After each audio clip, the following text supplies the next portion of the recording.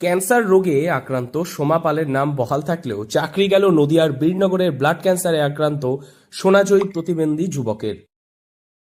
2002 সালে হাই জাম্পে সোনার মেডেল ছিনিয়ে নিয়ে সাউথ কোরিয়ায় উড়িয়েছিলেন ভারতীয় তিরঙ্গা। এরপর মারণ রোগ ব্লাড ক্যান্সারে আক্রান্ত হয় সোমনাথ মালো। 2016 সালে চাকরি পান তিনি। ছিলেন স্কুলের করণীর পদের দায়িত্বে। 2016 সালে আমি সবাই যেভাবে বিজ্ঞপ্তি বেরিয়েছিল, বিজ্ঞপ্তি অনুযায়ী আমি ফর্ম ফিল আপ করি অনলাইনে। সে এক্সাম পরীক্ষায় বসেছিলাম এবং পরপর ধাপে ধাপে আমরা গেছি। টাইপিং টেস্ট হয়েছে, ইন্টারভিউ হয়েছে, পুলিশ ভেরিফিকেশন হয়েছে, তারপরে স্কুল চুজ হয়েছে। সমস্ত কিছু পাওয়ার পরে তারপরে আমার বিভিন্ন হাই স্কুলে আমি জয়েন করি। কিন্তু তারপরে শেষ পর্যন্ত দেখা গেল যে আমাদের এই চাকরিটা কেস হয়ে গেল।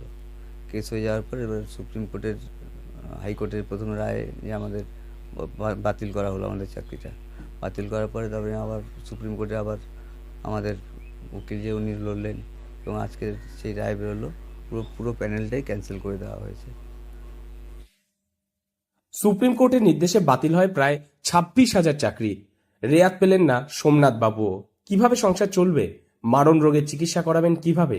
পরিবারের মুখে অন্ন কোথা থেকে আসবে? সেই দুশ্চিন্তাতেই ভেঙে পড়লেন নদিয়ার বীরনগর হাই স্কুলের সি গ্রুপে কর্মরত ব্যক্তি সোমনাথ মালো। পরিবারের রয়েছে কন্যা সন্তান ও স্ত্রী। মাত্র 3 বছর বয়সে ভুল চিকিৎসায় প্রতিবন্ধী হয়ে পড়েন। থেমে থাকেনি জীবন যুদ্ধের লড়াইয়ে। প্রতিবন্ধকতাকে সঙ্গে নিয়ে সাফল্যের শীর্ষে ওঠার স্বপ্ন দেখেছিলেন তিনি। এরপর ভারতের হয়ে হাই জাম্প প্রতিযোগিতায় অংশগ্রহণ করেছিলেন সাউথ কোরিয়ায়। সেখানে সোনার মেডেল ছিনিয়ে নেন সোমনাথ বাবু। জাতীয় সঙ্গীত গেয়ে উড়িয়েছিলেন ভারতীয় তিরঙ্গা। কিন্তু ভালোই চলছিল সংসার। দু চোখে দেখছিলেন হাজার হাজার স্বপ্ন। তবে গতকাল সুপ্রিম কোর্টের নির্দেশের পরে এক নিমেষেই সেই স্বপ্ন ভেঙে চুরমার হয় তার। আমি একজন ব্লাড ক্যান্সার পেশেন্ট। আমি 2002 সালে ভারতবর্ষের হয়ে হাই জাম্পে সোনার মেডেল পেয়েছিলাম এবং তেরঙ্গা ঝান্ডা তুলেছিলাম বিদেশের মাটিতে।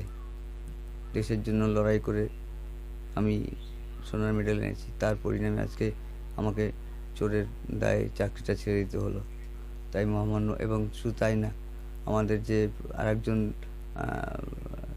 যে ক্যান্সার পেশেন্ট সোমা দাস, ওর ক্ষেত্রে এক নিয়ম, আমার ক্ষেত্রে আর এক নিয়ম। আমি একজন ক্যান্সার পেশেন্ট, আমার চাকরিটা চলে গেল এবং সোমা দাসের চাকরিটা বহাল রয়ে গেল। তাই মহামান্য সুপ্রিম কোর্টের কাছে আমার একটাই আবেদন যে আমার চাকরিটা যেন পুনরায় ফিরিয়ে দেওয়া হয়। অল্প বেতনের সি গ্রুপের চাকরিতেই খুশি ছিলেন পরিবার। কিন্তু হঠাৎ দুর্নীতির সুনামিতে রাজ্যের 26,000 শিক্ষক শিক্ষিকাদের চাকরি বাতিলের মধ্যেই উঠে এলো তারও নাম। এমতো পরিস্থিতিতে মারণ রোগ ব্লাড ক্যান্সারে আক্রান্ত সোমনাথ মালো কি করবেন বুঝে উঠতে পারছেন না। স্ত্রীর চোখ দিয়ে পড়ছে অশ্রু। মারণ রোগের চিকিৎসা চালাতে না পারলে কিভাবে বেঁচে থাকবেন তিনি? বর্তমান পরিস্থিতিতে হতাশায় এখন যেন জীবনসঙ্গী দাঁড়িয়েছে সোমনাথ বাবুর পরিবারের।